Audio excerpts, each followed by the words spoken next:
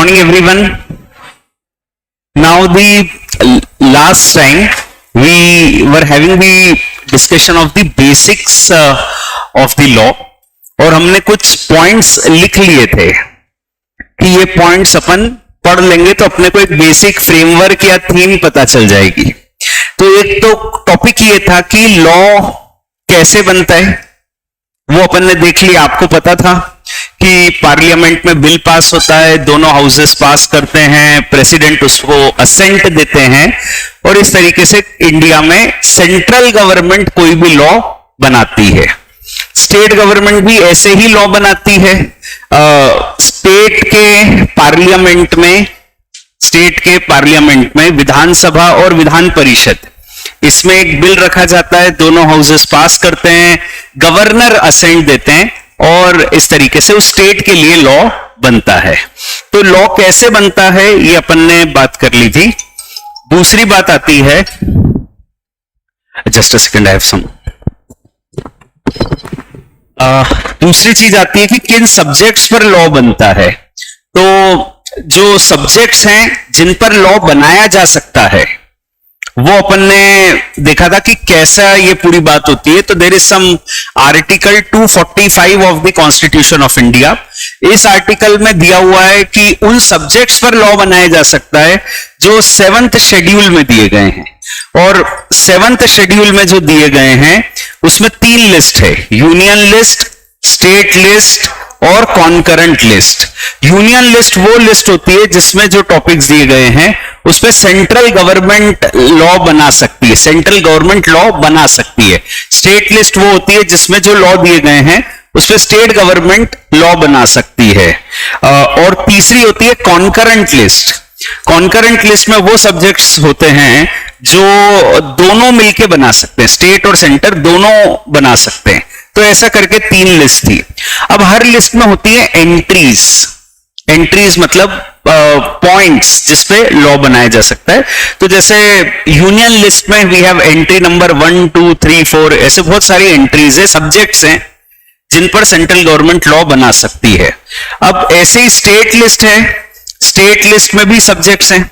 Central list का एक important subject जो अपने काम का है, अपना सब्जेक्ट है, दैट इज इनकम पे टैक्स।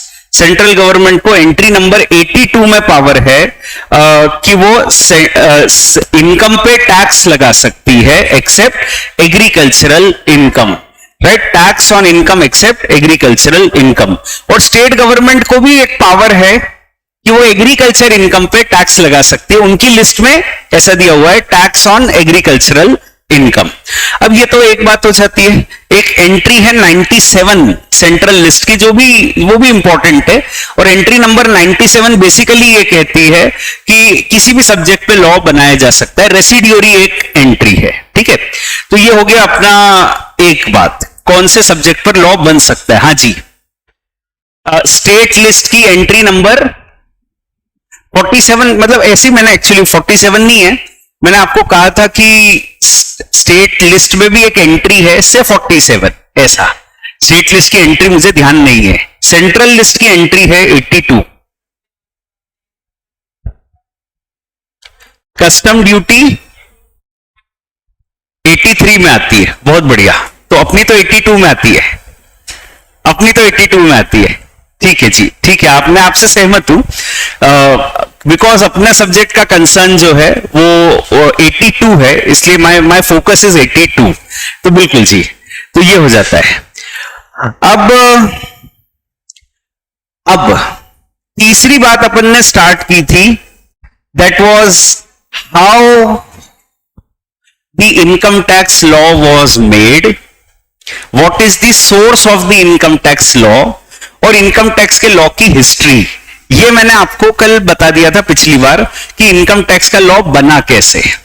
तो बेसिकली वही प्रोसेस कि पार्लियामेंट में एक बिल रखा गया, दोनों हाउसेस ने पास किया और प्रेसिडेंट ने उस पर असेंट दिया। तो इनकम टैक्स एक्ट 1961 बना, जिसमें ये प्रोसेस से अपनी सरकार ने कानून बनाया, अपने देश में कानून बना। पर इसका ये मतलब नहीं है कि इनकम टैक्स सिर्फ 1961 से आया। उसके पहले भी इनकम टैक्स था, इनकम टैक्स एक्ट 1922, उसके पहले भी इनकम टैक्स था, इनकम टैक्स एक्ट 1884, और उसके भी पहले इनकम टैक्स रेंडमली कभी कभी लगता था। इनकम टैक्स इंडिया में बेसिकली 1860 के आसपास से लागू हुआ है और आज तक 150-160 साल से लग रहा है। तो ये मैंने आपको पिछली बार ऐसा बतलाया था। अब अगली बात आती है, what is the source of the income tax law. अब यहां अपन पहुंच गए थे और मैंने कहा था इनकम टैक्स का लॉ आप देखोगे कितना फैला हुआ है, कितनी चीजें ये अपन देख सकते हैं अपने सामने। एक टॉपिक है what is the source of income tax law, तो वो अपन पढ़ रहे हैं what is the source of the income tax law. तो व्हाट इज द सोर्स, सबसे पहला डॉक्यूमेंट जो पढ़ा जाना चाहिए वो है income tax act, income tax act 1961। Income tax act 1961 is the first document, ठीक है।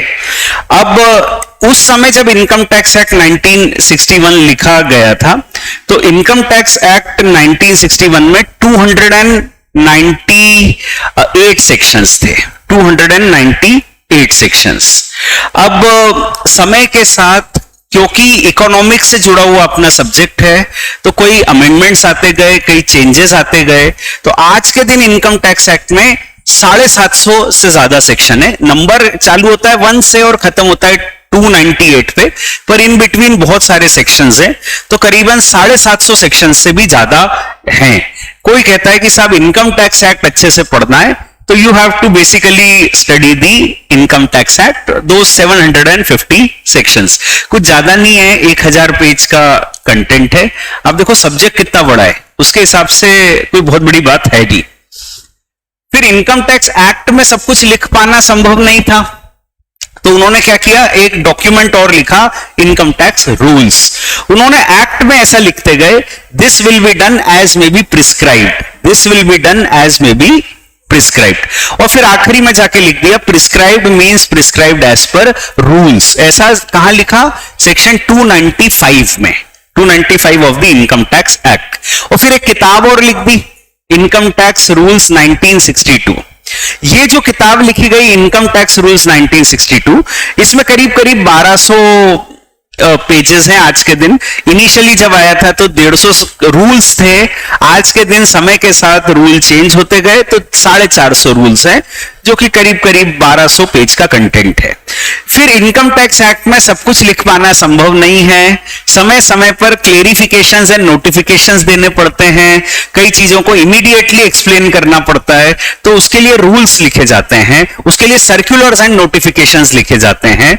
इनकम टैक्स में आज के दिन करीब करीब 10,000 सर्कुलर्स एंड नोटिफिकेशंस इंपॉर्टेंट होंगे। ये जो 10,000 सर्कुलर्स एंड नोटिफिकेशंस इंपॉर्टेंट है, वो अगर अपन माने एक पेज का एक सर्कुलर है तो 10,000 पेज के कुछ सर्कुलर्स हो जाते हैं। और फिर इनकम टैक्स में बहुत लिटिगेशन होता है। पिछली बार अपन ने ऐसे ही कहा था कि देखो, टैक्स पेयर हमेशा ये चाहता है कि मुझे कम से कम टैक्स लगे, टैक्स कलेक्टर ये चाहता है कि वो ज्यादा से ज्यादा टैक्स ले, तो ये दोनों में मिसमैच हो जाता है, दोनों में डिस्प्यूट होता है। टैक्स पेयर कहता है मुझे तो कम टैक्स लगेगा, टैक्स कलेक्टर कहता है आपको ज्यादा लगेगा, और डिस्प्यूट होता है। डिस्प्यूट कहां जाता है, डिस्प्यूट जाता है कोर्ट में, और कोर्ट के फैसले आते हैं। हमारे संविधान में लिखा है आर्टिकल 141 में दैट सुप्रीम कोर्ट जो भी डिक्लेयर करता है it becomes the law of the land. Supreme court ने जो कह दिया वो देश का कानून बन जाता है। ऐसे ही हाई कोर्ट के लिए है कि जो हाई कोर्ट कह देता है वो उस स्टेट का कानून बन जाता है। तो अगर किसी को अच्छे से इनकम टैक्स पढ़ना है तो उसको इनकम टैक्स पे केस लॉ भी पढ़ने चाहिए। और मैंने ऐसे ही कहा था कि भाई 5 से 7 लाख केसेस होंगे आज के दिन जो रेलेवेंट हैं। केसेस तो ज्यादा होंगे पर आज जो रेलेवेंट है वो 5 से 7 लाख है, जो करीब करीब 10 पेज का एक केस मानो तो 50-1 लाख का कंटेंट, पेज का कंटेंट है। तो बस कोई ने अगर सोच लिया, कसम खा ली कि सीए कर रहे हैं अपन तो इनकम टैक्स में एक्सपर्ट बन के इंटर में ही निकल जाएंगे, तो इंटर में निकलना है, एक्सपर्ट बनना है, तो ये अपना इनकम टैक्स है। छोटा सा सब्जेक्ट है, शिव जी का प्रसाद है, ऐसा मैंने पिछली बार कहा था। अब देखो कितना आसान, कितना सिंपल है। Act, rules, circulars and case laws, बस ये है। अब ये मैं आपको बता देता हूं कि देखो हर सब्जेक्ट का एक टॉपिक होता है, हर सब्जेक्ट में एक टॉपिक होता है, and that is the source of the law. What is the source of the law? जैसे आप अभी कंपनीज एक्ट आपने पढ़ना चालू कर दिया, आपने बतलाया था कंपनीज एक्ट चालू कर दिया, तो आई डोंट नो उसमें आपको ऐसा बताया कि नहीं, what is the source of company law? अगर नहीं बताया तो मैं बता देता हूं. कंपनी लॉ का सोर्स क्या होता है? Companies act 2013, companies rules, circulars and notifications and case laws. Companies act 2013, companies rules. अब कंपनी में क्या होता है? रूल्स बहुत स्कैटर्ड हैं, कई तरह के रूल्स है. Company deposit rules, company this rules, that rules, जैसे भी हैं वो सब रूल्स है, रूल्स हैं. उसके बाद है circulars and notifications. Income tax में सर्कुलर कौन इशू करता है? Central board of direct taxes, CBDT. Company law के सर्कुलर कौन इशू करता है? Ministry of corporate affairs, MCA, है ना. समझो हर डिपार्टमेंट अलग है. फिर केस लॉ. कंपनी लॉ पढ़ने के लिए उस पे जो लिटिगेशन है, केसेस हैं, वो पढ़ना जरूरी है. तो ये 4 डॉक्यूमेंट आपको कोई भी लॉ पढ़ना है पढ़ना पड़ेगा. अभी जैसे जीएसटी आप पढ़ोगे, जीएसटी अभी तो नहीं चालू हुआ, वो तो कभी आप पढ़ोगे जब भी. तो जीएसटी का सोर्स क्या है? यही 4 डॉक्यूमेंट है. GST act, GST rules, circulars and notification and case laws.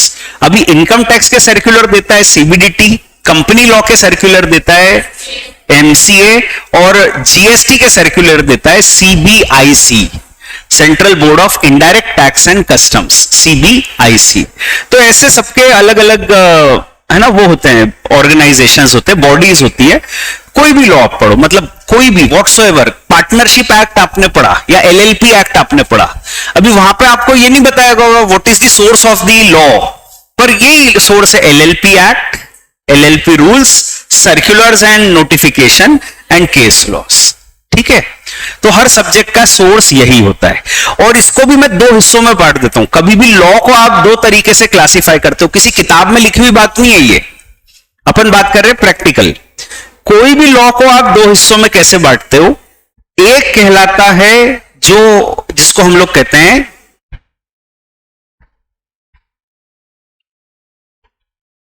Statue. सुना है? ये वो लॉ होता है जो कानून है, जो पार्लियामेंट या उसकी सबऑर्डिनेट बॉडी ने पास किया है.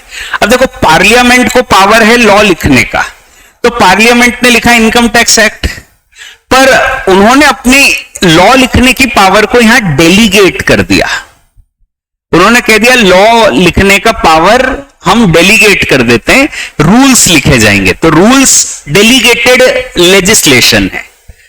पार्लियामेंट ने कह दिया किसी बॉडी को कि आप रूल्स लिख दो, प्रिस्क्राइब्ड है ना. तो प्रिस्क्राइब कौन करता है? गवर्नमेंट करती है, सीबीडीटी करती है, जो भी है इनकम टैक्स में सीबीडीटी करती है. तो प्रिस्क्राइब कर देंगे सीबीडीटी. तो पार्लियामेंट ने अपना पावर सीबीडीटी को डेलीगेट कर दिया कि आप इस पे रूल्स बना सकते हो. ऐसी सर्कुलर्स एंड नोटिफिकेशन, तो लॉ लिखने का पावर पार्लियामेंट का था, पर उन्होंने इसको डेलीगेट कर दिया. उन्होंने कह दिया CBDT can issue notifications and circulars. तो ये सब कहलाता है स्टैच्यू, जो पार्लियामेंट या उसकी सबऑर्डिनेट बॉडी ने पास किया है, इशू किया है. तो ये कानून है. एक तरह का ये होता है कानून का. और दूसरा तरीका होता है जिसको कहते हैं judgement based law. Judgement based law, जो कोर्ट के फैसले हैं वो भी एक कानून है. मैंने आपको बताया आर्टिकल 141. तो कोर्ट के जो फैसले हैं वो भी एक कानून है, दैट इज द लॉ. तो लॉ 2 तरीके का होता है बेसिकली. एक होता है स्टैच्यू बेस्ड लॉ और एक होता है जजमेंट बेस्ड लॉ. ठीक है, मोटा मोटा अपने को पता होना चाहिए, इसलिए बता रहा हूं. ठीक है. अब इनकम टैक्स में मैंने कह तो दिया, पिछली बार भी कह दिया, आज भी कह दिया कि देखो बेटा, इतना इनकम टैक्स का विशाल सब्जेक्ट है. और किसी के मन में आया था, मैंने पिछली बार भी कहा था कि साहब क्या ये सब इंटर में पढ़ना है क्या? तो मैंने कहा था नहीं, इतना तो नहीं पढ़ना इंटर में. तो क्या फाइनल में पढ़ना है ये सब? फाइनल में भी इतना नहीं पढ़ना है. ये 50-55 लाख पेज पढ़ने होते तो सीए की एग्जाम 15 साल बाद होती है. कि अभी पढ़ते जाओ 15 साल बाद एग्जाम दे देना, but that is not possible. इतना पढ़ोगे कैसे? ऑब्वियसली नहीं पढ़ पाओगे। तो मैं आपको थोड़ा फ्रेमवर्क बता देता हूं कि आपको पढ़ना कितना है, इंटर में भी और फिर फाइनल में भी, तो आपको आइडिया रहेगा। नाउ जहां तक सीए इंटर की बात आती है, जो सेक्शन है 750 सेक्शन है, उन 750 सेक्शन में से इंटर में आपको पढ़ने पड़ेंगे करीबन 100 सेक्शन, ठीक है, और फाइनल में पढ़ने पड़ेंगे पूरे 750 सेक्शन, ठीक है। फाइनल तो फाइनल है, वहां तो सब कुछ है। तो ये है। फिर दूसरी चीज आती है इनकम टैक्स रूल्स। रूल्स ठीक है, इतने इंपॉर्टेंट नहीं है क्योंकि सेकेंडरी है, वो लॉ पार्लियामेंट ने नहीं पास किया है, वो डेलीगेटेड है, किसी और ने पास किया है, एप्लीकेबल है, पर उसका ये मतलब नहीं है कि अपन अभी पढ़ लें क्योंकि समय कम है अपने पास। इंटर में आप पढ़ोगे करीबन 5 से 7 रूल्स, 450 में से कितने पढ़ रहे हो? 5 से 7। फाइनल में पढ़ोगे 15 से 20 रूल्स, ठीक है। सर्क्यूलर्स इंटर में पढ़ोगे 8 से 10, 12 सर्क्यूलर मैक्सिमम। फाइनल में पढ़ोगे 100 सर्क्यूलर्स करीब करीब, ठीक है। फिर उसके बाद आते केस लॉ। इंटर में आप पढ़ोगे करीब करीब 0 केस लॉ, 5 से 7 लाख हैं, पर आपके कोर्स में एक भी केस लॉ नहीं है। अभी बेसिक लॉ तो पढ़ लो, केस लॉ तो बाद की बात है। तो केस लॉ आपके कोर्स में एक भी नहीं है, बट मैं आपको 8-10 केस लॉ पढ़ाऊंगा, इसलिए क्योंकि वो पढ़े बिना आपको बेसिक बात समझ नहीं आएगी। तो उतने मिनिमम केस लॉ में आपको पढ़ाऊंगा 8 से 10, और इनफैक्ट वो एग्जाम में भी आते हैं इसलिए पढ़ाऊंगा। और फाइनल में आप पढ़ोगे करीबन 500 केस लॉ। 500 ही तो पढ़ोगे, 5 से 7 लाख हैं, नॉट इवन 0.1%, ठीक है, कुछ ज्यादा पढ़ोगे नहीं। इंटर में जब आप ये पढ़ोगे 100 सेक्शन, 5 से 7 रूल्स, 8 से 10 सर्कुलर और 8 से 10 केस लॉ, तो मैं आपको बता रहा हूं अपने आप में आपको ऐसा लगने लगेगा कि अपने को इनकम टैक्स आ गया। मतलब बहुत अधूरी सी बात है पर अपने आप में कंप्लीट है। तो ऐसा आपको लगेगा कि हाँ इनकम टैक्स तो यही है, आ गया अपने को, बहुत अच्छी बात है। फिर फाइनल में जब आप जाओगे तो आप पढ़ोगे 750 सेक्शन, 15 से 20 रूल्स, 100 सर्कुलर्स और 500 केस लॉ। ये पढ़ के अपने को बहुत ही अलग लेवल का कॉन्फिडेंस आ जाएगा।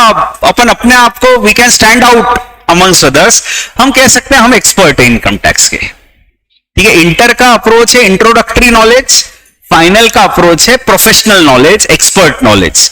तो अपने को लगेगा कि हाँ हम एक्सपर्ट हो गए हैं। और फिर आप जब सीए बन जाओगे और प्रैक्टिकल लाइफ में आओगे तो आपको लगेगा ये तो कुछ भी नहीं है जो इनकम टैक्स अपन ने पढ़ा, क्योंकि वहां का इनकम टैक्स पिछली बार भी मैंने बताया था कि वो रिसर्च बेस्ड होता है। आपके पास कोई भी जब व्यक्ति आता है तो आपसे वो एक क्वेरी करता है कि साहब मेरा ऐसा ट्रांजैक्शन हुआ, अब इसमें बताओ इनकम टैक्स का क्या होगा। तो आपको रिसर्च करनी पड़ती है कि इस ट्रांजैक्शन से रिलेटेड क्या प्रोविजन है, एक्ट है, कौन से सेक्शंस हैं, कौन से रूल्स हैं, कौन से सर्कुलर्स हैं और कौन से केस लॉ हैं। उस टॉपिक से रिलेटेड जो भी act, rule, circular, case law है वो आपको रिसर्च करनी पड़ती है, ठीक है। तो that is how the practical income tax works. तो हम लोग जो करते हैं रियल लाइफ में वो ऐसा होता है। बाकी इनकम टैक्स जो आप पढ़ोगे वो बहुत ही कोर है, इंपॉर्टेंट बेसिक कंसेप्ट है, कोर हिस्सा है वो इनकम टैक्स का। तो इसलिए वो बहुत ध्यान से पढ़ना चाहिए और एकदम बिल्कुल नया सब्जेक्ट है अपने लिए, उसको समझो, अच्छे से समझो। तो मैंने आपको पिछली बार से अभी तक जो बताया उसमें ये बात भी हो जाती है कि इनकम टैक्स के लॉ के सोर्स क्या होते हैं, what is the source of the income tax law, and similarly what is the source of any law. अब अगली चीज आती है लॉ सिस्टम्स। लॉ सिस्टम्स कभी ऐसा सुना है आपने दुनिया में कितने तरह का लीगल सिस्टम होता है, कितने तरह का लॉ सिस्टम होता है? लॉ तो पढ़ चुके हो आप सीए फाउंडेशन में, है ना, 4-5 एक्ट पढ़ चुके हो। तो दुनिया में कितने तरह का कानून का सिस्टम होता है? पढ़ा ऐसा कुछ? 2 सिस्टम्स होते हैं। कौन कौन से? सिविल लॉ एंड, नहीं क्रिमिनल लॉ नहीं, नहीं नहीं, सिविल एंड क्रिमिनल लॉ तो लॉ की ब्रांचेस है, लॉ सिस्टम अलग होता है। हाँ, civil law and common law, civil law system and common law system.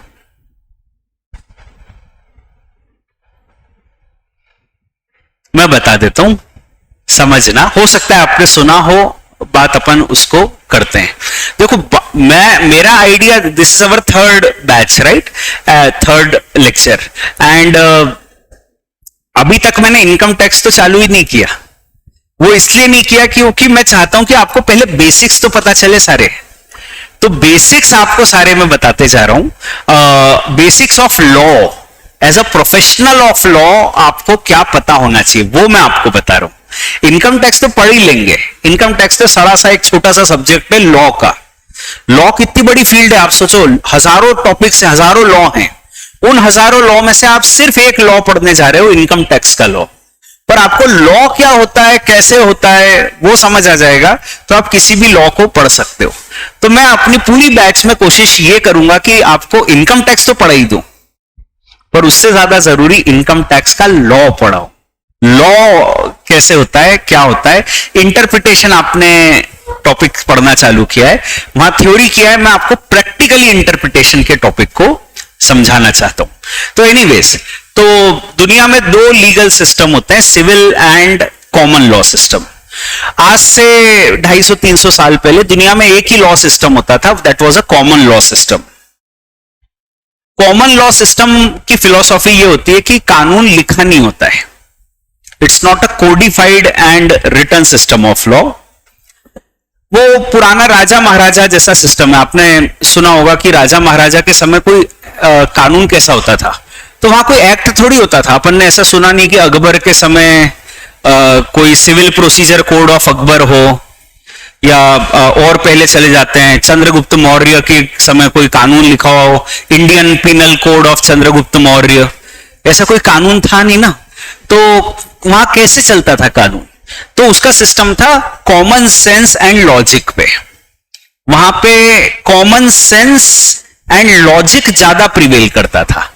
कुछ छोटी मोटी बातें कहीं लिखी भी हो, जैसे कहीं किसी ने एक लिख दिया अशोक स्तंभ पे ये 4 प्रिंसिपल्स, तो लिख भी दिए, पर उससे ज्यादा इंपॉर्टेंट है common sense and logic. Codified system of law नहीं है, थोड़ा बहुत कहीं किसी ने कोड डाल भी दिया कि ऐसा होगा, तो वो भी सेकेंडरी है। प्राइमरी चलता था कॉमन सेंस एंड लॉजिक। तो कोई लोगों में झगड़ा हो गया, मान लो 2 लोग हैं, एक व्यक्ति है जिसने मिठाई की दुकान पे गया, मिठाई उठा के खा ली, पैसे तो थे ही नहीं उसके पास। मिठाई वाले ने कहा मेरी दुकान से मिठाई चोरी की तूने। उन्होंने कहा, दोनों में झगड़ा हो गया और कहां गए? राजा के दरबार में। पुराना सिस्टम ऐसी था।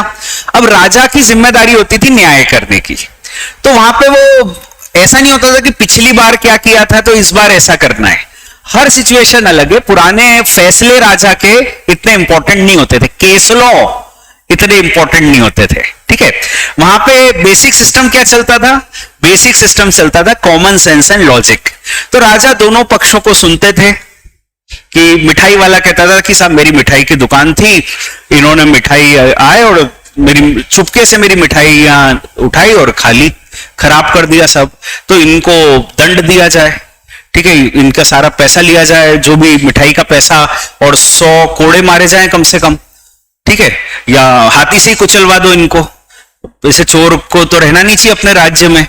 और दूसरा पक्ष, दूसरा व्यक्ति कहता था कि साहब मैं पैसे की कमी है साहब, अपने राज्य में अमीर तो बहुत अमीर है, हम गरीब लोगों के लिए कोई सुविधा नहीं है। तो भूख लग रही थी, मिठाई की दुकान पे गया, खुशबू आ रही थी, मैंने मिठाई उठा के खा ली। तो ये तो राजा की जिम्मेदारी होती है कि अपनी प्रजा का ध्यान रखे, और नहीं रख पाए तो हमको मिठाई उठा के खानी पड़ी साहब। अब राजा को न्याय करना है, उसके ऊपर डिपेंडेंट है, टोटल उसका लॉजिक है, उसको जो बात अच्छी लग जाए। हो सकता है राजा को ये बात अच्छी लग जाए कि ये तो जिम्मेदारी राजा की होती है, तो राजा कहेगा कि ठीक है जाओ, इन्होंने तुम्हारी मिठाई खा ली, उसके पैसे हम देंगे, राजा देंगे, और उनको भी समझा दिया कि कुछ काम वाम करो और मिठाई मत ऐसे चोरी करो एक्सेट्रा।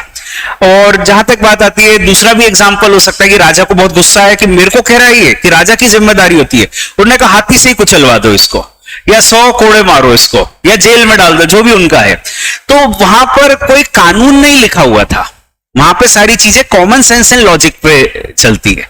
ऐसा नहीं है कि राजा ने उठा के देखा एक्ट कि चोरी करने की अपने कानून में कितनी सजा है, ठीक है, ऐसा कहीं लिखा हुआ सिस्टम नहीं था। That was a common law system. आज से 250-300 साल पहले, समवेयर इन 1804, नेपोलियन बोनापार्ट, उनको रियलाइज हुआ कि ये जो कॉमन लॉ सिस्टम है ये तो बहुत गलत है, क्योंकि ये जो सिस्टम है इसमें तो जिसकी जो मर्जी है वो वैसा कर देगा, राजा का जैसा मन है वैसा कर देगा। उनका रानी नंबर 13 से आज झगड़ा हुआ है, ठीक, बहुत सारी रानियां होती थी ना, तो रानी नंबर 13 से झगड़ा हुआ है, बहुत गुस्से में बैठे हैं, तो उन्होंने कहा जो आया हाथी से कुचल दो, because that is the temperament, उनका मूड ही आज ऐसा है। तो द क्वेश्चन इज कि कोई सिस्टम होना चाहिए, कोई रीजनिंग होनी चाहिए, छोटे गुनाह की छोटी सजा होनी चाहिए, बड़े गुनाह की बड़ी सजा होनी चाहिए। ऐसा नहीं कि कोई छोटे सा गुनाह कर दे उसको सीधे फांसी पे ही लटका दो आप। तो ये सब चीजें नेपोलियन ने सोचा और उन्होंने कहा एक लिखित सिस्टम ऑफ लॉ होना चाहिए। और एक बार जो किसी केस में फैसला ले लिया राजा ने, अगली बार वैसी परिस्थिति आए तो वही फैसला लेना चाहिए। तो ये सिस्टम ऑफ लॉ कहलाता है civil law system. It's a written and codified system of law, ठीक है। दुनिया के अधिकतर देशों में आजकल सिविल लॉ सिस्टम है। इनिशियली ये लैटिन कंट्रीज ने अडॉप्ट करना चालू किया, ठीक है, नेपोलियन बोनापार्ट एंड उनकी जो कॉलोनीज थी, जिसमें ब्रिटिश भी उनकी कॉलोनी थी, फिर उनकी कॉलोनीज का सिस्टम उनकी कॉलोनीज ने अडॉप्ट किया। तो यूके का जो सिस्टम ऑफ लॉ था, Latin system of law UK ने अडॉप्ट किया, और यूके का सिस्टम ऑफ लॉ इंडिया ने अडॉप्ट किया। तो इंडिया का जो सिस्टम ऑफ लॉ है वो है civil law system, a written and codified system of law. इसीलिए जब हम लॉ पढ़ते हैं इंडिया में, तो इंडिया के लॉ में अपन कई बार लैटिन वर्ड्स पढ़ते हैं। क्यों आते हैं? क्योंकि हमारा जो सिस्टम ऑफ लॉ है, जहां से अडॉप्ट हुआ है, वहां पे लैटिन वर्ड्स थे। तो आज भी हमारे सिस्टम ऑफ लॉ में हम लैटिन वर्ड्स को पढ़ते हैं। सुने होंगे ना आपने, वॉइड, एब इनिशियो, सब बहुत सारे वर्ड्स होते हैं। तो वो जो वर्ड्स है क्यों आए? क्योंकि हमारा सिस्टम ऑफ लॉ डेराइव्ड है from the system of law in UK, और उनका सिस्टम ऑफ लॉ जो है वो डेराइव्ड है from the Latin law system. तो ये है एक system of law, written and codified system of law, which is called as civil law system, civil law system. और दूसरा होता है common law system. Common law system में लिखित कानून नहीं होता है, वहां वो राजा वाला ही सिस्टम होता है, जो उनकी मर्जी आए न्याय कर देंगे। लिखित है भी अगर कुछ तो वो सेकेंडरी है, मान लो लिखा भी है तो वो सेकेंडरी है, राजा की मर्जी ज्यादा इंपॉर्टेंट है। दुनिया में अभी भी कई देश हैं जहां पर कॉमन लॉ सिस्टम चलता है, ठीक है। नहीं, चाइना में लिखित कोडिफाइड सिस्टम ऑफ लॉ है, ठीक है। अब वो सेकेंडरी है या प्राइमरी डिक्टेटरशिप है या नहीं, बट यस, बहुत सारे देश है। Thailand is a classical example मतलब for us in Asia. Then you have African कई कंट्रीज हैं, वहां पर वैसी सिस्टम है, जो राजा की मर्जी आती है वो वैसा करते हैं। तो we have a common system of law, that is the system of law. Civil law system जो है अधिकतर दुनिया के देशों में अडॉप्ट किया जाता है, क्योंकि बेसिकली यूनाइटेड किंगडम ने जहां जहां राज्य किया वहां पे उन्होंने written codified system of law adopt करना चालू किया। इंडिया में उन्होंने जब ब्रिटिश इंडिया बनाया था 1857 के बाद, तब से इंडिया में लिखित कोडिफाइड सिस्टम ऑफ लॉ है। 1860 के पहले का कोई एक्ट इंडिया में आपको नहीं मिलेगा, क्योंकि इंडिया में पहली बार रिटन कोडिफाइड सिस्टम यहीं से आया है, the British law system which we adopted finally, ठीक है। तो that is the system of law. ऐसी पूछ लेता हूं, देखो कॉमन लॉ सिस्टम था वो राजा वाला, तो वो भी आपने हो सकता है कोई TV serial, movie, web series कहीं देखा हो।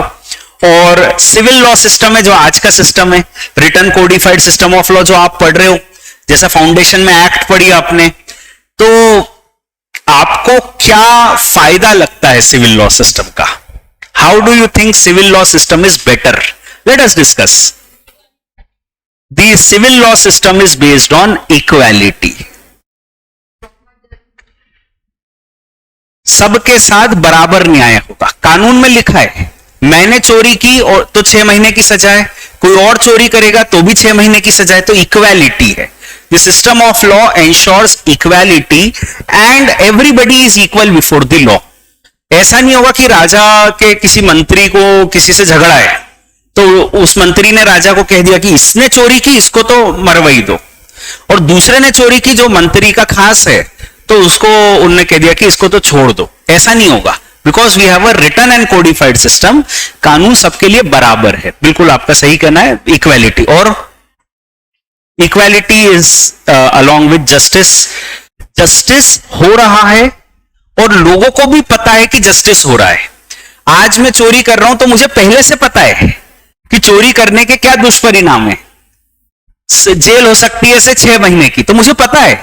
तो अगर मेरे को जेल होती है तो मुझे ऐसा नहीं लगेगा अन्याय हुआ, किसी और को भी नहीं लगेगा, क्योंकि लिखा है कानून में। सबको पहले से पता है कि क्या सही है, क्या गलत है, क्या किसकी सजा है। तो न्याय हो रहा है और न्याय दिख रहा है। लोगों को भी कंफ्यूजन नहीं है। नहीं तो लोगों को कॉमन लॉ सिस्टम में बहुत डर रहता था। अब कोई ने मिठाई उठा के खा ली, उसको पता ही नहीं कि ये गुनाह है। किसी को प्यास लगी, उसने नदी में से पानी पी लिया। अब कोई आया जागीरदार, उन्होंने कहा ये नदी तो हमारी है, तुमने पानी कैसे पी लिया? तो ऐसे झगड़े हो जाते थे और वहां पे राजा फैसला दे देते थे कि ये नदी तो जागीरदार की है। तो लोगों को सही और गलत का डिफरेंस ही नहीं पता था। तो यहां पे न्याय हो रहा है, लोगों को सही गलत पता भी है, और अगर किसी के खिलाफ फैसला आता है, किसी के फेवर में फैसला आता है, कैसा भी आता है, तो लोगों को क्लियरिटी है कि ये हुआ है इसलिए हुआ है, कानून के हिसाब से हुआ है। तो न्याय हो रहा है प्लस न्याय दिख रहा है। There is no discrimination, equality है ना, इक्वालिटी आपने कह दिया। और sorry, reduce time and effort. Time and effort, court में गए, न्याय त्वरित इमीडिएट मिल जाता है, क्योंकि जज को क्या करना है, कानून देख के न्याय देना है। कानून में ऐसा लिखा है तो ऐसा करना है, तो न्याय क्विक है, ऐसा आपका कहना है।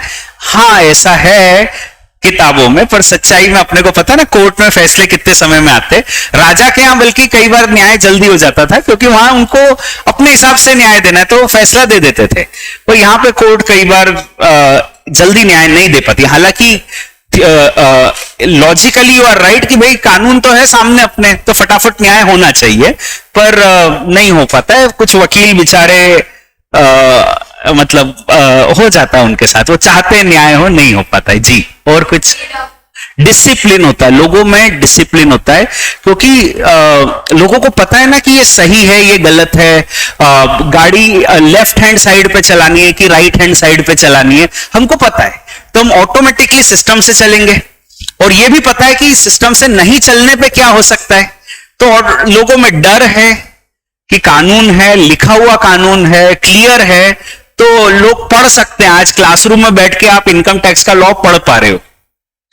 अगर ये कोडिफाइड सिस्टम ऑफ लॉ नहीं होता तो मैं क्लास में आता और मैं कहता कि सबको इनकम टैक्स लगेगा, राजा ने आदेश दिया है, बस खत्म। कितना लगेगा भर दो अपने हिसाब से, फिर राजा देखेंगे कि सही है या गलत। तो वहां पर common sense and logic secondary हो जाता, वहां पे ऐसी बात आ जाती। तो we have a discipline, we have a system. Just a minute, I have some important call. Yes, so there is a discipline, there is a system which is there. ठीक है, मतलब ये written codified system of law के कुछ फायदे हुए। और कोई फायदा? Sorry, freedom. लोगों में फ्रीडम है क्योंकि क्लियरिटी है, तो लोगों को पता है कि ये सही है और गलत है, तो जो सही है वो आराम से विद फ्री माइंड वो कर सकते हैं। ठीक है जी। और हाँ, law is not based on emotions. राजा तो कई बार इमोशनल हो सकते थे, कोई दरबार में आया और बहुत रो रहा है, जहां पना माई बाप आप न्याय करो हमारे साथ, ठीक है, जबकि उसी ने मर्डर किया है पर वो रो रहा है, तो राजा हो सकता है इमोशनल हो जाए और गलत न्याय दे दे। पर कानून जो है इमोशंस पर बेस्ड नहीं है, वो प्रोविजंस पर या प्रिंसिपल्स पर बेस्ड है। तो we have the law system which is free from all these emotions and etcetera, ठीक है। अब कोडिफाइड सिस्टम ऑफ लॉ के कोई नुकसान फायदे तो अपन ने देख लिए। आज से 200-250 साल पहले ये कोडिफाइड सिस्टम ऑफ लॉ आया है, अभी अभी ताजा ताजा है। कॉमन लॉ सिस्टम तो हजारों सालों से चल रहा है। अपन ने मतलब आज से 5-7 हजार साल पहले कोई ऐसा सुना नहीं, जैसे मैंने कहा चंद्रगुप्त मौर्य के समय कोई लॉ लीगल सिस्टम नहीं था, कोडिफाइड सिस्टम नहीं था, तो वहां कॉमन सेंस एंड लॉजिक वाला सिस्टम था। और पीछे चले जाओगे तो महाभारत में भी आपने ऐसा नहीं सुना होगा कि युधिष्ठिर के ने एक्ट पास किए थे बड़े, और ऐसा कुछ नहीं था, या राम जी ने ऐसे कोई एक्ट एंड लॉ पास किया था। तो वहां पर कॉमन लॉ सिस्टम था, they did not had a codified system of law. तो वो हजारों साल से टाइम टेस्टेड है, उनके नुकसान अपने सामने हैं। पर सिविल लॉ सिस्टम के कोई नुकसान आपको लगते हैं? इसको 200-250 साल ही हुए, अभी चीजें अब दिखने लगी हैं कि क्या गलतियां सिविल लॉ सिस्टम में है। तो what are the problems with the civil law system? Red tapism,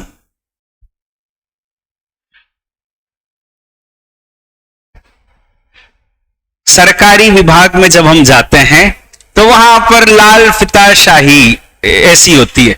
उन्होंने कहा ये फाइल मेरे पास आती है तो वो बड़े बाबू साहब के पास से होते हुए आती है, वो जब पास करेंगे तब मेरे पास आएगी।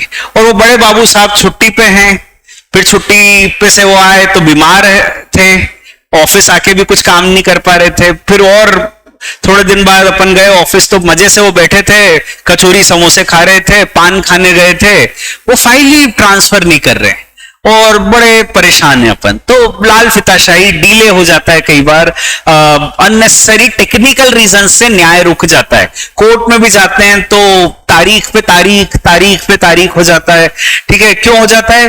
क्योंकि हम गए आज बिल्कुल तैयार होकर गए, आज तो जीत के आएंगे, और जज साहब छुट्टी पे, फिर क्या कर लोगे?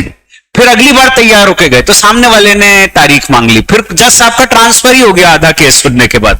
तो बड़े मुश्किल होता है न्याय मिल पाना, दैट इज द प्रॉब्लम, ठीक है। तो आपने कहा लाल फिताशाही हो सकती है, ठीक है। और लूप होल्स, कानून में कई कमियां हो सकती है, लूप होल्स हो सकते हैं, कानून में कमियां हो सकती है। लॉ परफेक्ट थोड़ी हो सकता, कुछ कमियां, इंसानों ने लिखा है कानून तो कुछ कमियां हो सकती है। वो कमियों के कारण कई बार बेगुनाह को भी सजा हो सकती है और गुनहगार भी बच सकता है, ठीक है। ऐसा आपने कहा। करप्शन, नहीं नहीं, न्याय में करप्शन का होता है? नहीं, गलत, न्याय तो करप्शन नहीं होता। मान लो ऐसा, ऐसे ही कह रहा हूं मैं, ठीक है। तो कोर्ट वगैरह न्याय बिल्कुल साफ है एकदम, कोई करप्शन नहीं है। पर हाँ, आपने कहा चलो करप्शन और नेपोइज्म, नेपोटिज्म, नेपोटिज्म, अच्छा नहीं नहीं नहीं, मूवी तक ही रखो इसको, यहां मत लाओ, ठीक है। नेपोटिज्म को हम लोग एक्चुअली कानून में कहते हैं कोलेजियम सिस्टम जो होता है ना, उसमें नेपोटिज्म होता है, भाई भतीजावाद, कि मेरा भतीजा ही जज बनेगा। सुना है ऐसा? जज का बेटा ही जज बनता है, जज का भाई ही जज बनता है।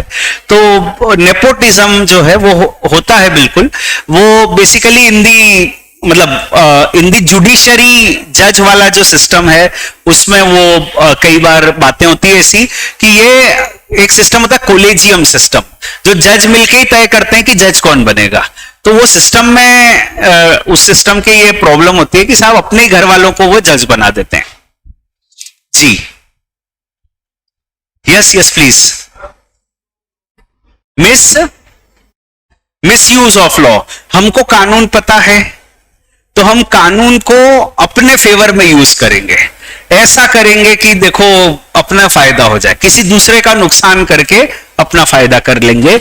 ऐसा लोग कर सकते हैं, कर लेते हैं, क्योंकि कानून पता है अपने को, तो उसको कैसे यूज करना ये अगर अपने को आ गया तो बस फिर तो क्या है, फिर तो किसी वकील साहब ने अपने क्लाइंट से कहा कि अगर तुम्हारे पास पैसे हैं तो जिसका भी खून करना है करके आ जाओ, मैं बचा लूंगा। पैसे होने चाहिए बस तुम्हारे पास, मेरी फीस दे पाओ, अफोर्ड कर पाओ। ठीक है, तो ठीक है, कानून को समझना, उसको यूज करना, yes that is a skill, that is a skill. Complex है कानून, बहुत सारे प्रोविजंस, बहुत सारे सेक्शंस हैं, टाइम कंज्यूमिंग है, इतना पढ़ना पड़ता है क्लास में बैठ के। फर्स्ट ग्रुप में 3 में से 2 सब्जेक्ट तो लॉ के पढ़ाए जा रहे हैं, जबकि हम तो एलएलबी भी नहीं कर रहे हैं। मतलब ये करके भी एलएलबी की डिग्री दे देनी चाहिए, इतना तो 2 सब्जेक्ट तो लॉ के पढ़ा रहे हो आप फर्स्ट ग्रुप में।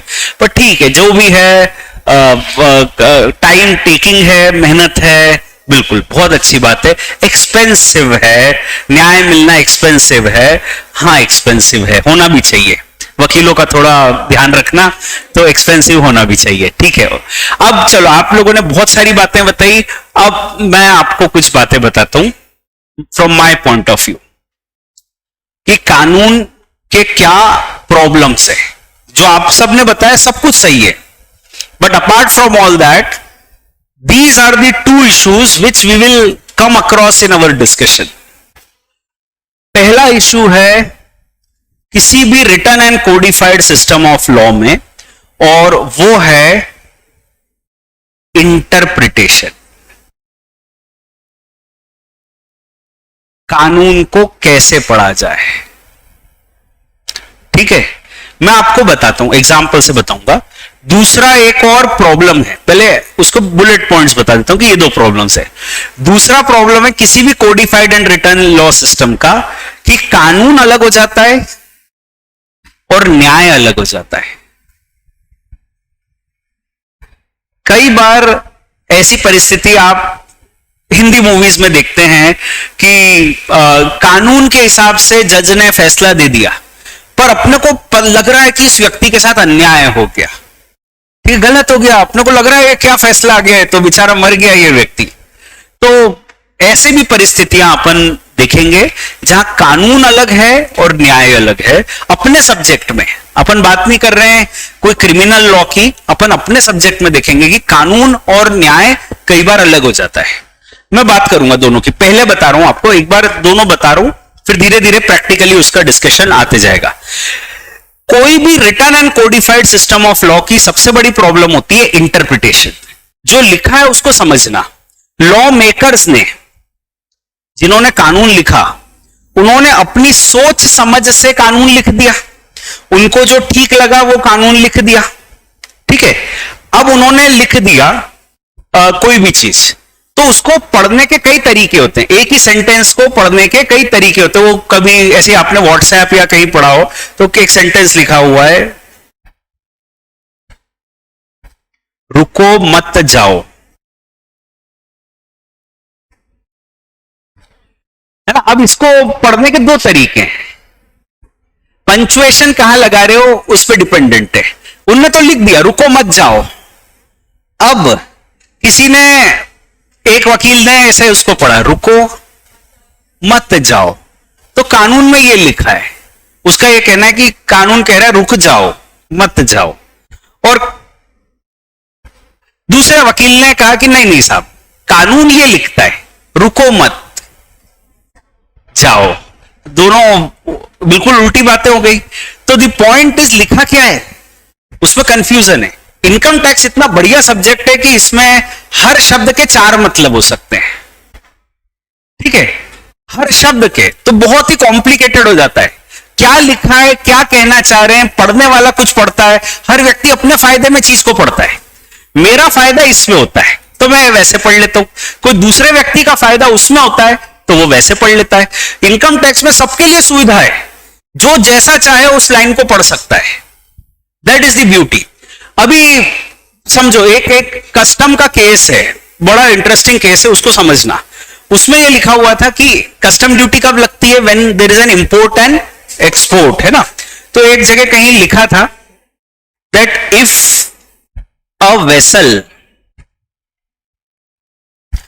comes to India, then you are liable for custom duty. If a vessel comes to India, if a vessel enters the territory of India, then you are liable for custom duty.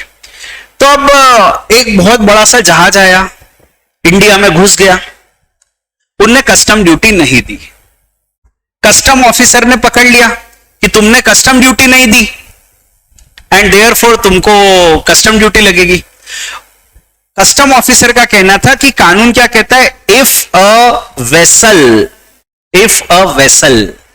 Vessel मतलब जहाज, तो if a vessel comes to India then you are liable for custom duty. ठीक है.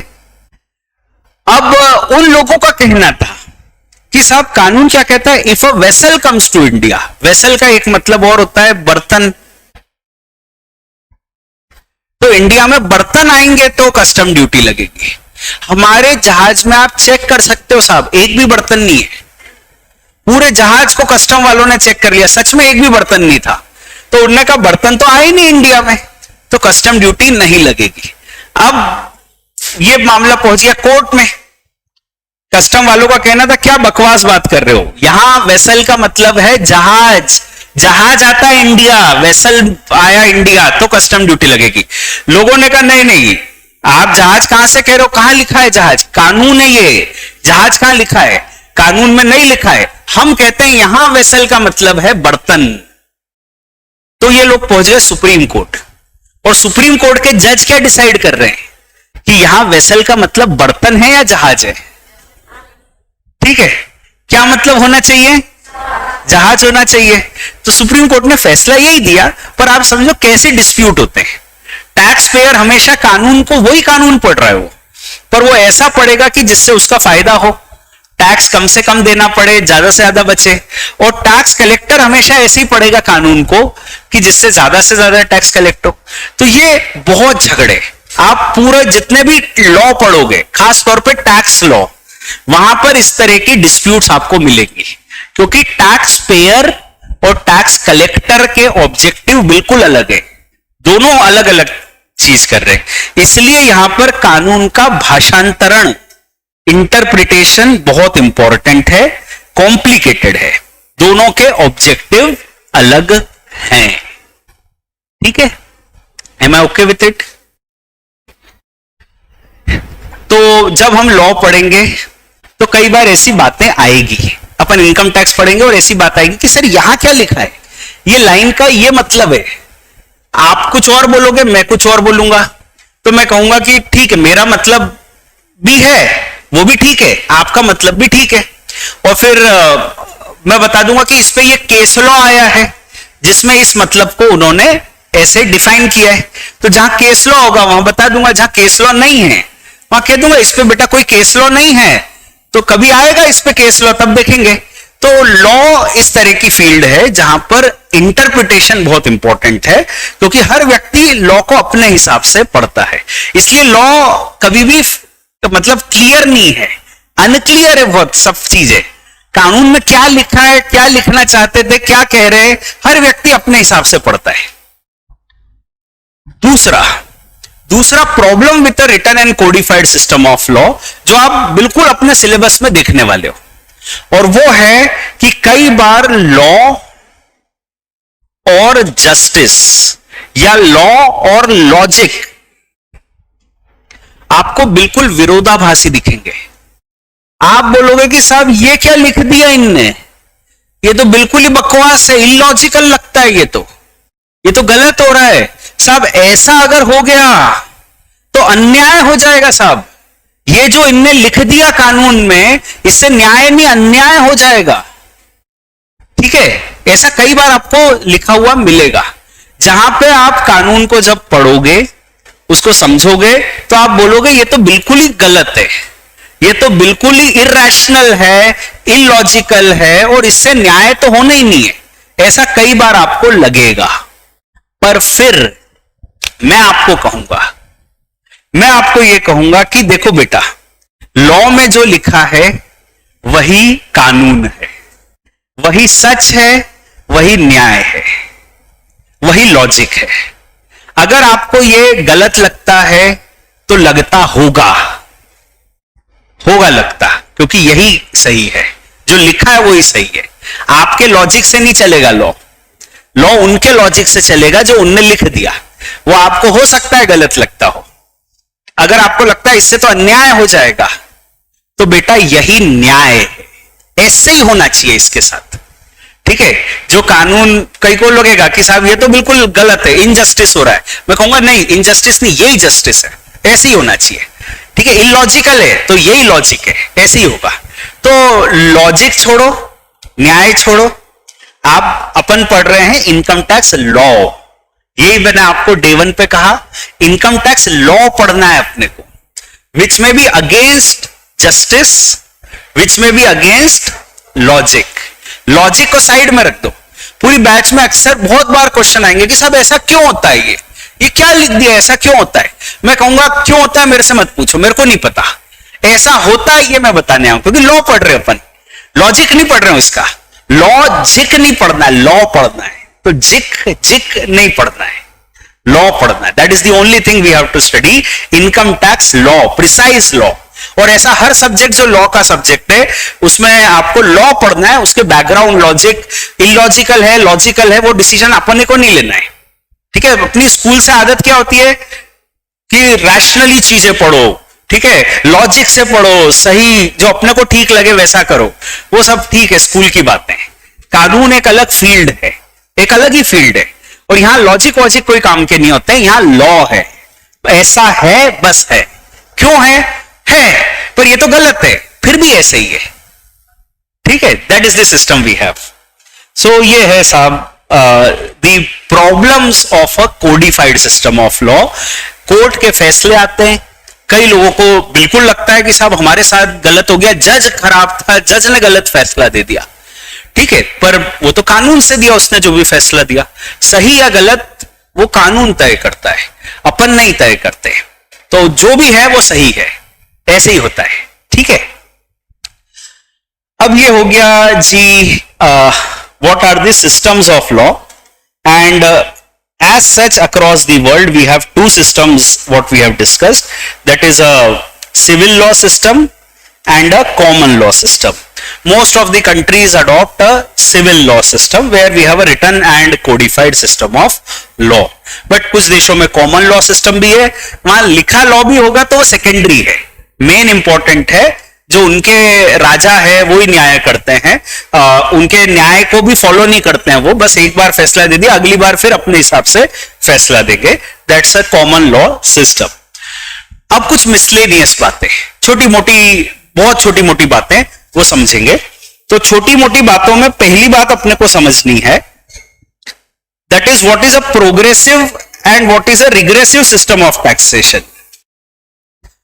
पिछली बार पता नहीं मैंने आपसे कहा था in the first lecture itself, all direct taxes are and all indirect taxes are regressive. What is progressive, what is regressive, एक। दूसरा, एक कंसेप्ट होता है इक्विटी। इक्विटी का मतलब होता है न्याय। इक्विटी दो प्रकार की होती है, वर्टिकल एंड हॉरिजॉन्टल। ये मैं आपको बताऊंगा, what is vertical equity, what is horizontal equity, etc. तीसरी बात अपन करेंगे कि जो टैक्सेस है, क्योंकि अब टैक्स की बात करनी है अब अपने को आगे, तो जो टैक्सेस है वो कैसे क्या होता है अपने देश में, मतलब कितना कॉम्प्लिकेशन है या कितना ज्यादा है, उनका पेनिट्रेशन कितना है, कितनी ज्यादा सारे टैक्सेस सरकार लेती है, वो मैं आपको बताऊंगा। I talk about that. ठीक है, टैक्सेस की थोड़ी डिटेल में बात करूंगा, और फिर फाइनली अपन स्टार्ट करेंगे with income tax act, with this. अब पहले अपन बात कर लेते हैं what is a progressive system of law and what is a regressive system of law.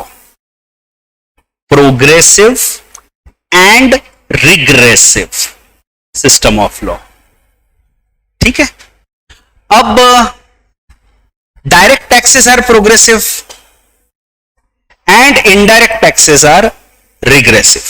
Can anybody say what is a progressive and a regressive system? Anybody can throw light on it? Yes, please. अगर income बढ़ेगी तो tax rate भी बढ़ेंगे, that is a progressive system. और regressive, income बढ़ेगी तो tax rate नहीं बढ़ेंगे, टैक्स का अमाउंट बढ़ सकता है, टैक्स रेट नहीं बढ़ेंगे. Yes, same similar thing. Okay, progressive system होती है जैसे जैसे इनकम बढ़ती है वैसे वैसे टैक्स बढ़ते हैं. आपने एक वर्ड यूज किया जो मैं बताऊंगा, टैक्स रेट बढ़ते हैं. जैसे जैसे इनकम बढ़ती है वैसे टैक्स रेट बढ़ते हैं, और जैसे जैसे इनकम बढ़ती है वैसे वैसे टैक्स रेट कम होते हैं. That is a regressive system. मैं समझाता हूं, बात आपने बिल्कुल सही कही. I am with you. The keyword here is about the rate. जैसे जैसे इनकम बढ़ती है वैसे वैसे टैक्स का अमाउंट तो बढ़ता ही है, पर उससे ज्यादा जरूरी है जो इफेक्टिव रेट ऑफ टैक्स है वो बढ़ता है. वो होता है progressive system. Direct taxes are progressive. So let me demonstrate it with some example how the direct taxes are progressive. तो मैं कुछ एग्जांपल लेता हूं. ऐसे ही मैं आपको कह देता हूं कि देखो, इनकम टैक्स जो लगता है वो आपने सुना होगा कभी, एक स्लैब सिस्टम होता है, उस पर लगता है स्लैब सिस्टम. और इसमें ऐसा होता है कि टैक्स जो लगता है वो अलग अलग रेट ऑफ टैक्स होते हैं. ठीक है, पहले 3 लाख तक की इनकम पे 0% की रेट से टैक्स लगता है. सुना क्या आपने ऐसा कभी? 2.5 लाख तक की इनकम था, वो 3 भी हो गया, अभी 2.5 भी है. अभी अपन रेट ऑफ टैक्स अलग से पढ़ेंगे, है ना, वो आपको सागर सर पढ़ाएंगे, तो वो रेट ऑफ टैक्स आप पढ़ेंगे जब. तो अभी मैं ऐसे ही कह देता हूं कि भाई पहले 3 लाख तक की इनकम पे 0% लगता है, फिर 3 लाख से 6 लाख तक की इनकम पे 5%, फिर 6 लाख से 9 लाख तक की इनकम पे 10%, ऐसे कुछ होता है ना. चलो, रेट ऑफ टैक्स होते अपन 2.5 लाख वाला लेते फॉर द टाइम बिंग. ठीक है, मैं भी मिस कर रहा हूं what happened this year, amendments I have to address. So anyways, पहले 2.5 लाख के ऊपर लगता है 0%, फिर उसके ऊपर 2.5 लाख से 5 लाख के ऊपर वो होता है 5%. अभी रैंडमली अपन, we are not studying the rate of tax, our focus is on the progressive system. So let us take these examples for our discussion. Rate of tax will come at length, you will discuss. तो पहले 2.5 लाख पे 0%, फिर 2.5 लाख से 5 लाख पे 5%, 5 लाख से 10 लाख तक 20%, और फिर 10 लाख के ऊपर जो इनकम है उस पे 30%. ये बेटा रेट ऑफ टैक्स है ना. अब ऐसे ही रैंडमली अपन बात कर रहे हैं कि मान लो ऐसा स्लैब सिस्टम है. अभी ये स्लैब सिस्टम ऑपरेशनल है, तो ये स्लैब सिस्टम की अपन बात कर रहे हैं. There is an alternate also, वो स्लैब सिस्टम में लिखने की कोशिश कर रहा था, ignore it for the time being, आप पढ़ोगे उसको. तो अभी ये जो रेट ऑफ टैक्स है, 2.5 लाख तक 0%, 2.5 लाख से 5 लाख तक की इनकम पे 5%, 5 लाख से 10 लाख तक की इनकम पे 20%, और 10 लाख से ऊपर की इनकम पे 30%. ये अपने एग्जाम्पल के लिए मैं लिख रहा हूं. अब सुनना, मैं एक चार्ट बना रहा हूं, उस चार्ट को अपन फिल करेंगे. उसमें 3 कॉलम लिख रहा हूं, इनकम, टैक्स और रेट ऑफ टैक्स. और रेट ऑफ टैक्स का मतलब है tax divided by income into 100. If I say rate of tax, this is my formula, tax divided by income into 100.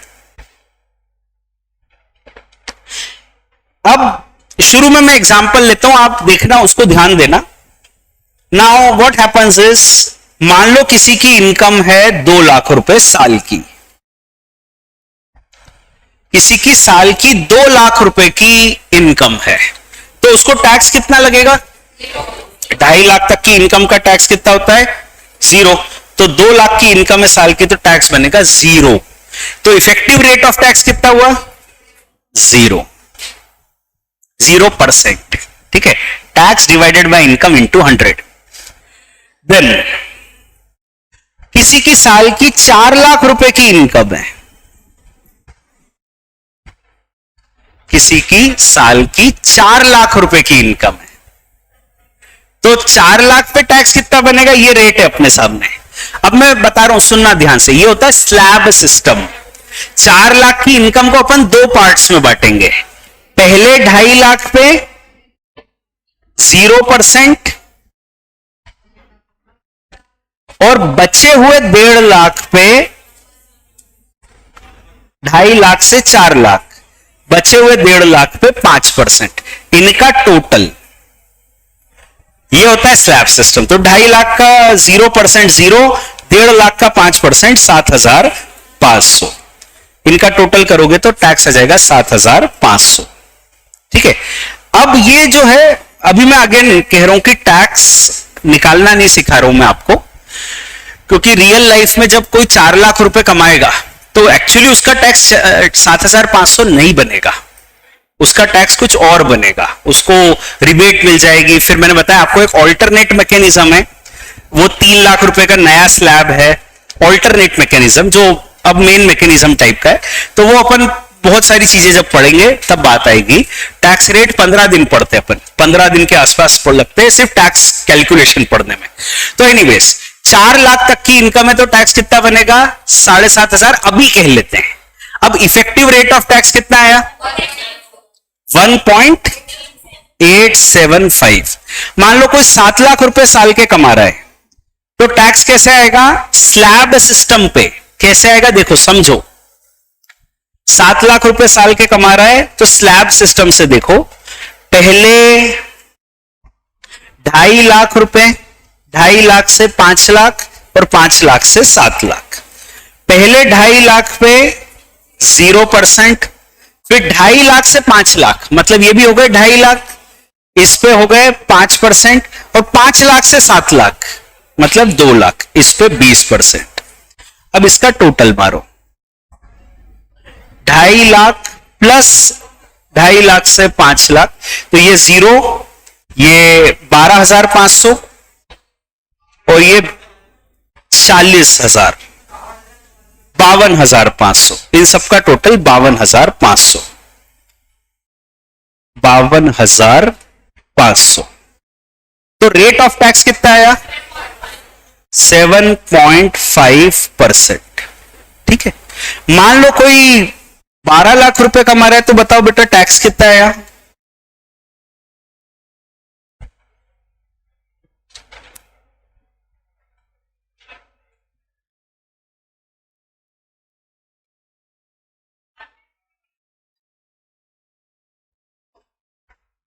$1,72,500।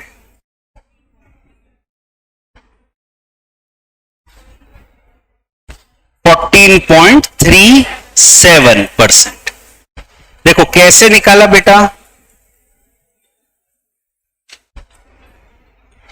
0, 2.5 lakh, 5 lakh, 10 lakh and above.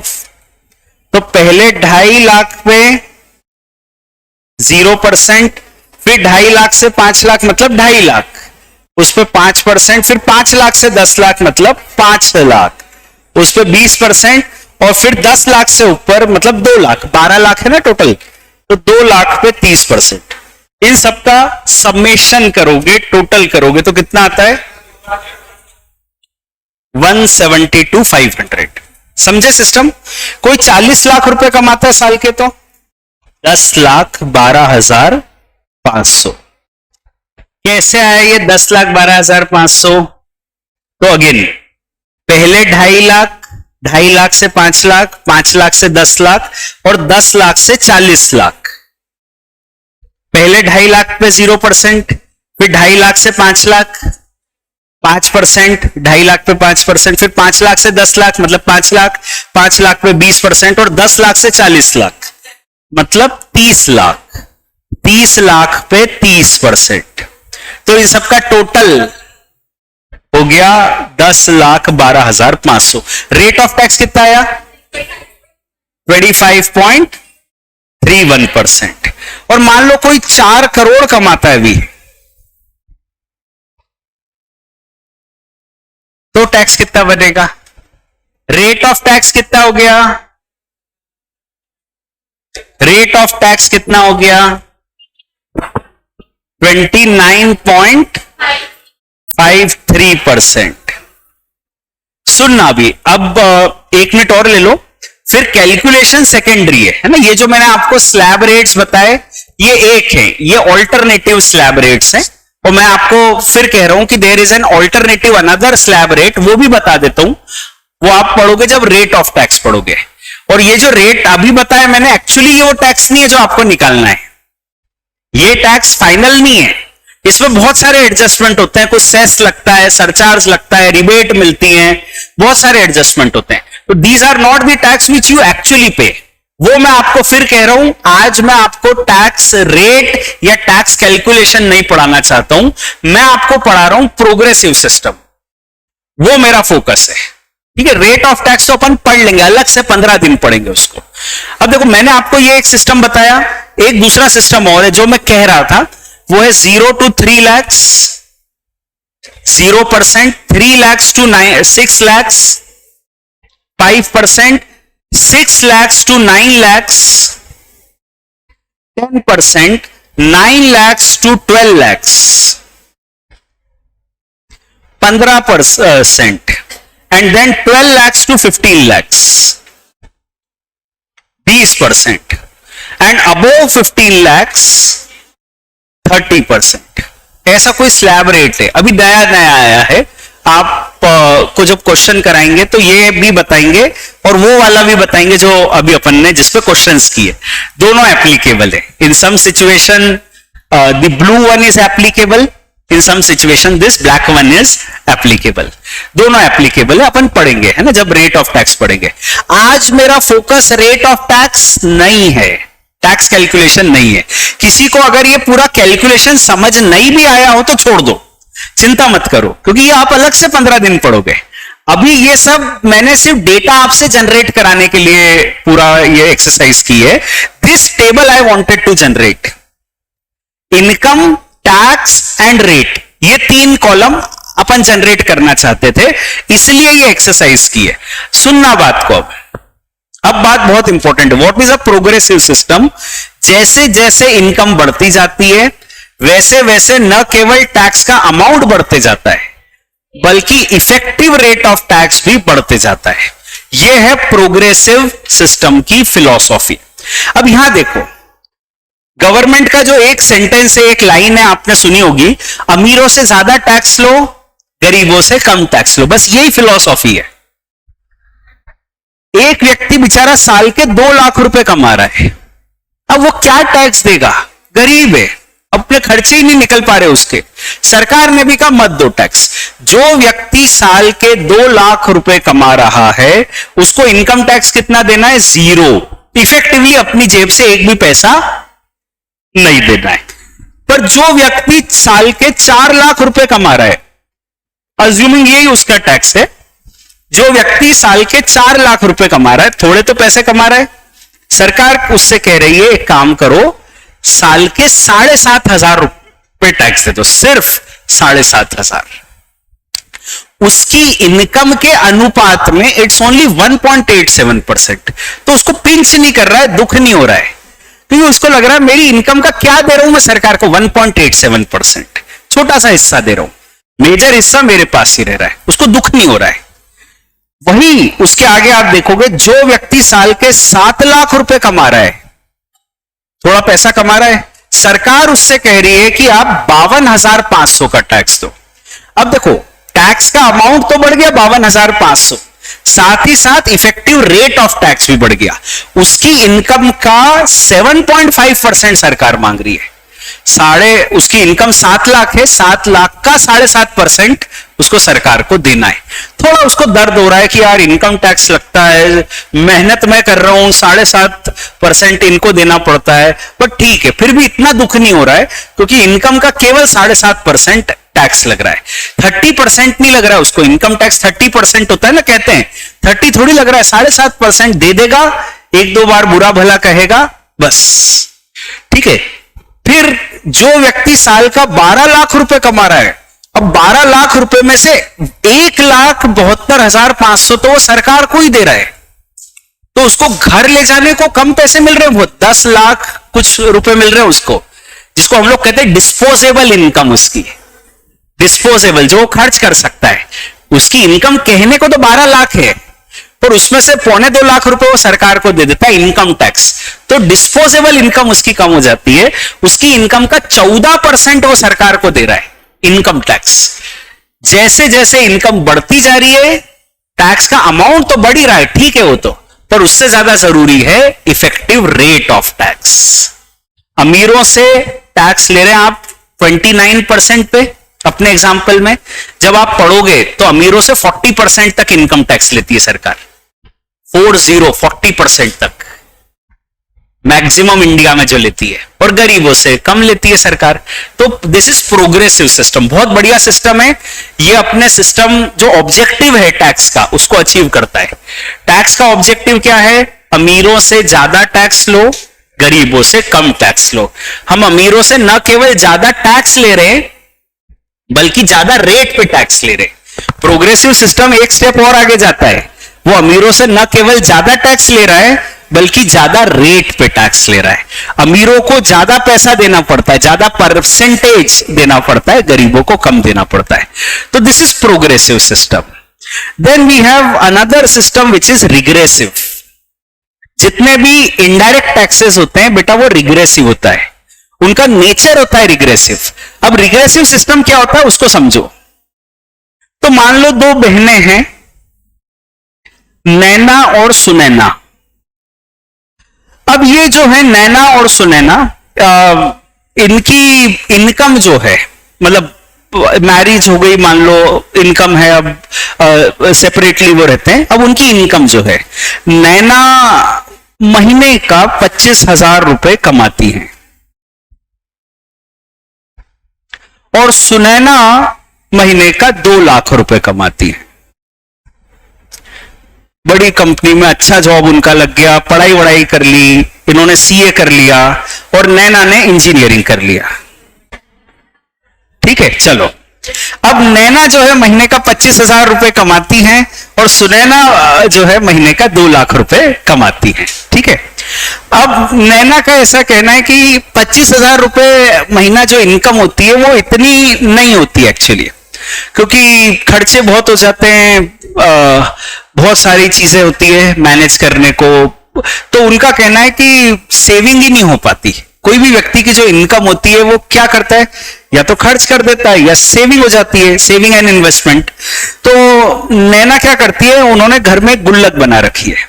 25,000 रुपए में से 1 तारीख को वो 3,000 रुपए गुल्लक में डाल देती है कि ये तो खर्च करना ही नहीं है, नहीं तो ऐसे तो सारे पैसे खर्च हो जाएंगे। तो 3,000 रुपए गुल्लक में गए, बाकी 22,000 जो हैं वो 22,000 वो खुद के पास रख लेती है। और ये जो खुद के पास रखती है 22,000, इससे वो घर के खर्चे करती है। जो भी खर्चे होते हैं, ग्रेन्स खरीदना है, ग्रोसरीज खरीदना है, 2 व्हीलर है उनके पास, उसमें पेट्रोल डलाना है, जो भी खर्चे उनके वो करती हैं। अब अभी अपन मान लेते हैं कि क्योंकि खर्चों का टैक्स होता है जीएसटी, इनडायरेक्ट टैक्स जीएसटी लगता है।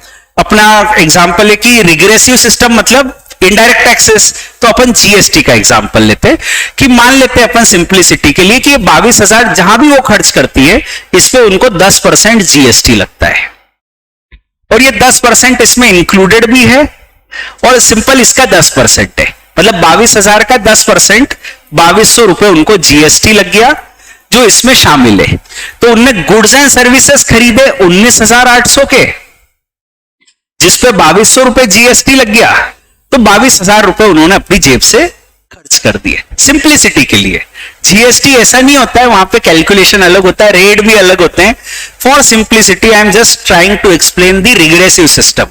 जीएसटी भी समझा रहा हूं मैं, रिग्रेसिव सिस्टम समझा रहा हूं, वो मेरा फोकस है। तो 22,000 उनका खर्चा होता है, 22,000 में 10% उनको जीएसटी लग गया, तो इफेक्टिवली वो अपने ऊपर खर्च कर पाए 19,800, 2,200 रुपए सरकार को टैक्स दे दिया उन्होंने। ठीक है ना। अब उनका effective rate of tax, effective rate of tax का अभी फॉर्मूला अपन ने क्या लिखा था, tax divided by income into 100। तो जरा निकालो, 2200 डिवाइडेड बाय 25,000 इंटू 100, 8.8%। अब सुनैना महीने का 2 लाख रुपए इनकम कमाती हैं। ये जो 2 लाख रुपए कमाती हैं, बड़े लग्जरी से रहती है, वो सेविंग वगैरह पे ध्यान नहीं देती हैं, क्योंकि इतना पैसा है, सेविंग अपने आप ही हो जाती है। खर्च जो है वो बड़े आराम से करती हैं, जहां 10 रुपए खर्च करने 100 रुपए खर्च कर दिए, कोई चिंता नहीं है, क्योंकि पैसे बहुत हैं। तो अब जो है उनका महीने में, मतलब बिल्कुल फ्री हैंड खर्च करने के बावजूद महीने में 1,20,000 ही खर्च कर पाती है, बाकी खर्च ही नहीं कर पाती है वो। बाकी सेविंग हो जाती है, इन्वेस्टमेंट हो जाता है, ठीक है, कुछ शेयर्स खरीद लिए, कार खरीद ली, प्लॉट लैंड मकान खरीद लिया, सेविंग वगैरह हो जाती है। खर्च करने के नाम पे 1,20,000 उनका महीने का खर्च होता है, ठीक है, वो भी आराम से लग्जरी एक्सपेंडिचर करके भी। अब अपन फिर मान लेते हैं कि वो 1,20,000 खर्च करती हैं, तो उस पर जीएसटी लगता है, जीएसटी लगता है 10% मान लेते हैं, जो 1,20,000 का 10% है 12,000। तो इन अवर एग्जाम्पल उनको 12,000 का जीएसटी लग गया, और ये 12,000 का जो जीएसटी लगा, उन्होंने actual goods and services consume की 1,08,000 की, खर्चे की 1,20,000, उसमें से 12,000 का जीएसटी, तो इफेक्टिवली गुड्स एंड सर्विसेज कितने के खरीदे? 1,08,000 के, ठीक है। 12,000 जीएसटी लग गया, बाकी 80,000 की सेविंग्स हो गई, ठीक है। ये प्रिंसिपल है इकोनॉमिक्स का कि जैसे जैसे इनकम बढ़ती है वैसे वैसे खर्चे तो बढ़ते हैं, पर प्रोपोर्शनेटली खर्चे कम होते हैं। Overall at a period of time आपके सेविंग्स एंड इन्वेस्टमेंट ज्यादा होते जाते हैं जैसे जैसे इनकम बढ़ती है। तो इनका खर्चा होता है टैक्स का, महीने का 12,000 रुपए जीएसटी दे रही है वो, महीने का 12,000 जीएसटी दे रही है, 2 लाख रुपए की इनकम है। तो इफेक्टिव रेट ऑफ टैक्स कितना है? 6%। 12,000 डिवाइडेड बाय 2 लाख इंटू 100, 6%, ठीक है। अब ये दोनों मिले तो नैना बड़ी दुखी है जीएसटी से। उनका कहना है सरकार कितना टैक्स लेती है, 2,200 रुपए महीने का मैं जीएसटी दे रही हूं। सुनैना हंसी, बोली 2,200 दे रही हूं, मैं तो 12,000 दे रही हूं महीने का जीएसटी। पर टैक्स का बोझ नैना पे ज्यादा है या सुनैना पे? नैना पे। क्यों? Because her effective rate of tax is more. Income कम है तो इफेक्टिव रेट ऑफ टैक्स ज्यादा है, इनकम ज्यादा है तो इफेक्टिव रेट ऑफ टैक्स कम है। Indirect taxes are regressive. जैसे जैसे इनकम बढ़ रही है टैक्स का अमाउंट तो बढ़ रहा है, अमाउंट आप देखोगे तो अमाउंट तो बढ़ रहा है। नैना को लग रहा है 2,200, सुनैना को लग रहा है 12,000, पर इफेक्टिव रेट ऑफ टैक्स कम हो रहा है। That is a regressive system. Regressive system is good और बैड? अमीरों पे टैक्स का बोझ कम है, गरीबों पे टैक्स का बोझ ज्यादा है। रिग्रेसिव सिस्टम इज गुड और बैड? बैड, क्योंकि सही सिस्टम तो प्रोग्रेसिव है। फिलॉसफी है अमीरों से ज्यादा टैक्स लो, गरीबों से कम लो। तो अमीरों से ज्यादा लेना है ना, तभी तो ठीक है। तो अमीरों से ज्यादा टैक्स लेने का सिस्टम है progressive system. Regressive system is bad. जब भी किसी इनडायरेक्ट टैक्स की भर्त्सना करनी होती है, क्रिटिसिज्म करना होता है, तो हम लोग इनडायरेक्ट टैक्स का क्रिटिसिज्म क्या करते हैं? That this tax is regressive. कोई भी सरकार हो, विपक्ष वाले आते हैं और वो कहते हैं कि साहब आपने ये टैक्स लेके आए, ये तो रिग्रेसिव है, बेकार है, खत्म करो इसको। जीएसटी इंट्रोड्यूस कर रहे हो, ये तो रिग्रेसिव है, बेकार है, लोगों के लिए, गरीबों के ऊपर टैक्स है, ये तो गरीबों पे बहुत ज्यादा है, इसको खत्म करो। मैं भी कहता हूं कि आपको जीएसटी खत्म कर देना चाहिए, बिकॉज जीएसटी इज रिग्रेसिव, इसका गरीबों पे बहुत ज्यादा पड़ता है। तो जीएसटी जैसा रिग्रेसिव टैक्स खत्म कर देना चाहिए, और सिर्फ एक ही टैक्स होना चाहिए, प्रोग्रेसिव इनकम टैक्स, क्योंकि वही सही है। हमारा टैक्स अच्छा है इनकम टैक्स, क्योंकि वो प्रोग्रेसिव है, अमीरों पे ज्यादा टैक्स है, गरीबों पे कम है। जीएसटी खत्म कर देना चाहिए ताकि इंटर में मैं 100 नंबर का पढ़ा सकूं। ठीक है, ऐसा मतलब मेरे मन में है। बट एनीवेज, अब सरकार को लोग बुराई करते हैं। कोई भी इनडायरेक्ट टैक्स की बुराई करनी है तो सबसे पहली बुराई यही है हर इनडायरेक्ट टैक्स की, that this tax is regressive. अब जब इनडायरेक्ट टैक्स इतना ही बुरा है, रिग्रेसिव है, तो सरकार खत्म क्यों नहीं कर देती है? क्योंकि पैसा मिलता है बहुत। साल का 20 लाख करोड़ रुपए उनको करीबन मिल रहा है जीएसटी और इनडायरेक्ट टैक्सेस से। 17-18 लाख करोड़ रुपए मिल रहा है इनकम टैक्स से। तो इनकम टैक्स तो रखे हो, चलो प्रोग्रेसिव है, क्योंकि इनकम टैक्स से ज्यादा मिल रहा है, खूब पैसा मिल रहा है। 17 लाख करोड़ की बात कर रहे हैं, और जीएसटी वैसे भी मिल रहा है 17-20 लाख करोड़ रुपए। तो जीएसटी खत्म कर दो, कैसे कर दें साहब? इतना पैसा मिल रहा है, देश चलाने के लिए पैसा चाहिए, तो जीएसटी तो रखना पड़ेगा। तो क्या करे साहब, ये तो रिग्रेसिव है, गरीब पे बोझ ज्यादा है इसका। तो सरकार जीएसटी को नहीं खत्म कर रही है, जीएसटी की बुराई को खत्म कर रही है। जीएसटी की बुराई क्या है कि वो रिग्रेसिव है। तो अक्सर आप देखोगे कि जब भी इनडायरेक्ट टैक्सेस होते हैं, सरकार उसको खत्म नहीं करती। जैसे जीएसटी को नहीं खत्म किया उन्होंने उसकी रिग्रेसिवनेस को खत्म किया। कैसे? अलग अलग रेट ऑफ टैक्स देके। नैना जो खर्च करती है वो नेसेसिटीज पे खर्च करती है, जरूरत है, उनके 2 व्हीलर है, उनका किराए का मकान है, ठीक है, फ्रिज भी छोटा सा है, तो उनकी जरूरतें कम है। तो उन्होंने, सरकार ने क्या किया कि नेसेसिटीज पे जीएसटी लगेगा 5%, नेसेसिटीज पे। तो इनका 2200 का टैक्स हो गया 1100, और 8.8 की जगह हो गया 4.4% इफेक्टिव रेट ऑफ टैक्स। और सरकार ने कह दिया लग्जरीज पे टैक्स लगेगा 10 की जगह 20%। सुनैना खर्च करती है, उनके पास कार है, बड़ी सी एक सिडान कार है 20-25 लाख रुपए की, उनके पास घर है आलीशान, फ्रिज है, फ्रीजर है, लग्जरियस आइटम्स है, एसी है। अब ये सब जो वो खर्च कर रही है, इसके ऊपर सरकार ने कह दिया 20% जीएसटी लगेगा। तो इनका 12,000 का टैक्स हो गया 24,000, इफेक्टिव रेट 6 की जगह हो गया 12%। That is it. टैक्स को थोड़ी खत्म करना है, किसी में बुराई है तो इंसान को थोड़ी मार दो, उसकी बुराई को खत्म करने की कोशिश करो। ये वो कर रहे हैं। GST is regressive, indirect taxes are regressive, so that does not mean tax को ही खत्म कर दो, उसकी रिग्रेसिवनेस को खत्म कर दो। That is what they have done. Thank you very much, thanks a lot.